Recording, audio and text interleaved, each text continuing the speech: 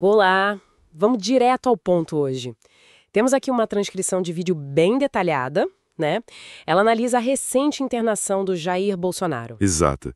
E tenta conectar isso com todo o cenário político, jurídico, pelo menos na visão dessa fonte específica. Isso. Nossa ideia é mergulhar nesse material, sabe? Tentar entender a narrativa que ele constrói, os argumentos que levanta. Certo. Então, ok, vamos desempacotar isso. Lembrando sempre, nossa análise é só sobre o que está nessa transcrição que a gente recebeu. Combinado. Bom, para começar, a fonte descreve a internação lá em Goiás, né? Diz que o Bolsonaro teve um mal-estar, vômitos, soluços. E o interessante é que, logo de cara, a fonte já faz uma ponte. Liga isso com as notícias que circulavam na época sobre o STF talvez negar um pedido de prisão domiciliar para ele. Quer dizer, a fonte já começa estabelecendo uma possível intenção por trás da internação. Parece que sim. Pelo menos essa é a leitura inicial que o material apresenta, né? Entendi. E a fonte detalha mais a sequência? Tipo, o que aconteceu depois do mal-estar? Sim, sim.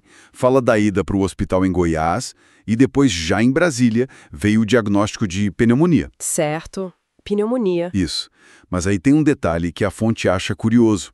Diz que o Bolsonaro ligou os soluços lá ao atentado de 2018. Sério? Mesmo com o diagnóstico de pneumonia? Pois é. Enquanto médico, segundo a mesma fonte, né, teria atribuído os sintomas à própria pneumonia. E é aí que a coisa fica mais, digamos, incisiva na análise da fonte. Exatamente, porque eles comparam essa internação com outra, anterior.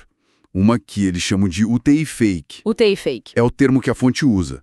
E sugerem que aquela internação lá atrás teria servido para adiar um processo judicial. Então essa comparação é chave para o argumento deles. Entendi. Eles estão sugerindo um padrão, então. Parece que sim. E isso leva a uma contradição que a fonte explora bastante.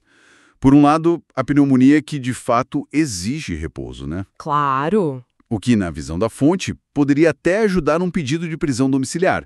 Eles até mencionam o caso do Collor como exemplo. Ah, lembro dessa comparação na fonte. Mas assim, ao mesmo tempo, a fonte aponta que o Bolsonaro, nesse mesmo período, estava afirmando que tinha saúde de sobra para ser candidato à presidência. Pois é. Essa tensão é bem marcada no texto, né? Como você vê que a fonte trabalha isso? Olha, parece que eles usam isso para questionar toda a narrativa da saúde. Tipo, como se existissem duas versões, né? Uma para a justiça, preciso de cuidados em casa, e outra para a política. Tô ótimo para a campanha. É uma leitura bem crítica da situação. Com cela individual, descanso, médico ali parto, cumpriria a recomendação de repouso. Nossa, forte essa colocação da fonte. E essa questão da saúde, veja bem, não é o único foco de pressão que o material discute. Ah, tem mais coisa? Tem. A fonte menciona outras investigações que estariam, assim, cercando o Bolsonaro e o pessoal próximo a ele. Que tipo de investigações? Falam daquela história da ABIN paralela. A fonte descreve como uma estrutura de inteligência meio não oficial, sabe? E que isso seria um ponto de pressão. Certo, a ABIN paralela. Que mais? Além disso, citam a investigação de tráfico de influência para o Flávio Bolsonaro, no caso das rachadinhas. Rachadinhas? A fonte usa esse termo? Usa. A alegação ali na fonte é que teriam usado órgãos do governo, tipo a Receita, para ajudar ele nesse caso. Entendi. Mais alguma? Sim, mencionam também uma investigação sobre o Eduardo Bolsonaro, por supostas ameaças a ministros do STF. Ameaças ao STF? É o que a fonte diz. E ainda alega que um jornalista, do Metrópolis, publicava coisas sobre possíveis sanções dos Estados Unidos sem fonte clara. Como se fosse um recado, sabe? Um porta-voz dessas ameaças. Caramba! Então a fonte pinta um quadro de cerco jurídico vindo de várias frentes? Exato. Múltiplas frentes de investigação, na visão deles. E é nesse clima todo que a fonte analisa a convocação para a manifestação do dia 29 de junho. Ah, manifestação. E o que a fonte diz sobre isso? A percepção que eles relatam é de uma mobilização online bem fraca. Bem menor que em outras vezes. Sério?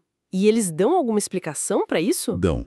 A interpretação da fonte é que aquelas desculpas recentes do Bolsonaro para o Alexandre de Moraes teriam caído mal na base mais fiel, gerado um sentimento meio de traição que teria esfriado o pessoal.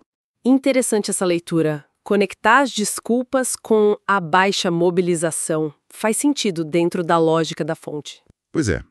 E falando em narrativa, a fonte tem uma visão bem específica sobre a imprensa também.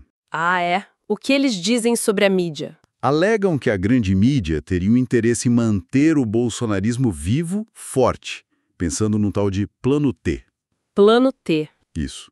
E a fonte deixa claro, T de Tarcísio, Tarcísio de Freitas, como um nome para o futuro, que se beneficiaria dessa força política mantida. Entendi. Então, a crítica da mídia seria seletiva, segundo essa visão. Exatamente. A fonte diz que focariam só na crítica à tentativa de golpe, mas passariam um pano, digamos assim, em outros escândalos, para não perder esse eleitorado para o tal Plano T. Que tese complexa essa da fonte sobre a mídia, hein? Bem específica, né? Então, olha, juntando todas essas peças que a fonte apresenta, o quadro que emerge é bem claro na visão deles. Que seria? Uma tensão constante entre a saúde do Bolsonaro, as manobras políticas que a fonte diz que ele faz e esses desafios todos na justiça. Uhum. A leitura principal desse material que a gente analisou é que nada é por acaso.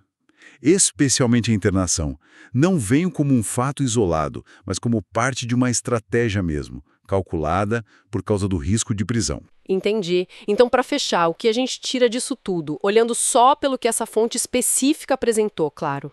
Bom, acho que Talvez a reflexão seja sobre como a questão da saúde de uma figura pública, né, como ela é descrita aqui pela fonte, pode ser vista ou interpretada por eles como uma peça tática, uma ferramenta dentro de disputas políticas, jurídicas bem maiores. Exato.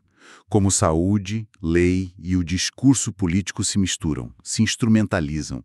Pelo menos é essa a narrativa que a fonte constrói. Fica essa reflexão, então, baseada no material que a gente examinou hoje, como esses elementos podem se entrelaçar de formas inesperadas, né? Pelo menos na visão dessa fonte.